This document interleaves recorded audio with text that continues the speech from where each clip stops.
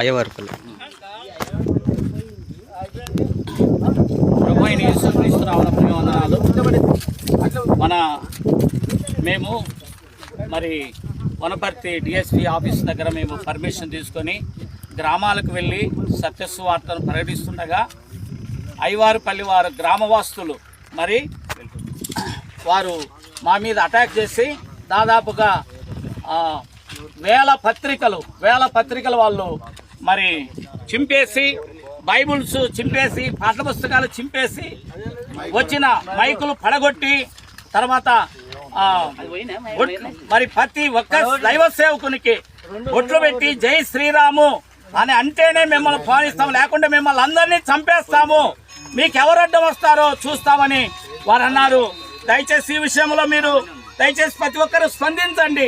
ఎందుకంటే భారతదేశంలో మేమున్నాం, మాకు స్వతంత్రత ఉంది. భారతదేశంలో మేము రాజ్యాంగంగా మేము ఎవరిని కించపరచలేదు. దేవుని ప్రేమ, ఆయన కలువరి బలియాగం, ఆయన సిలువ సువార్త, ఆయన మరణ పునరుద్ధానాన్ని తప్ప వేరే దేన్ని వారి మధ్య మేము ప్రకటించలేదు. సిలువ వేయబడిన యేసు క్రీస్తు వారి ప్రేమ తప్ప ఏది కూడా మేము ప్రకటించలేదు. సహోదరులందరినీ తీవ్రంగా గాయపరిచారు. అలాగే వారికి ఇష్టం వచ్చినట్లు బూతులతో మాట్లాడారు. నిజంగా మేము చాలా విచారకరం ఉంది. ప్రత్యేకంగా రేవంత్ రెడ్డి గారు ఈ విషయంలో వెంటనే స్పందించాలని మేము ప్రభు అయిన యేసు క్రీస్తు నామమున ప్రేమతో మనం చేస్తున్నాం. స్థానిక సంఘ ఎమ్మెల్యే గారు కూడా ఈ విషయమై స్పందించి క్రైస్తవులకు స్వతంత్రత కల్పించాలని ప్రభు అయిన యేసు క్రీస్తు నామమున ప్రేమపూర్వకంగా మీకు మనవి చేస్తున్నాం. అందరికీ ప్రేమ వందనాలు.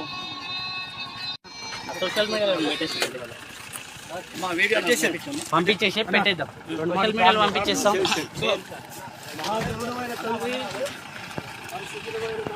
మా జీవాధిపతి స్తోత్రములు నాయన, సర్వలోక జీవాధిపతి స్తోత్రం.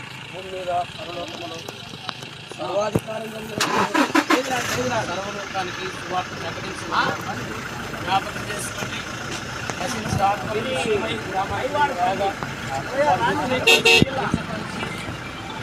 నామమును దూషించి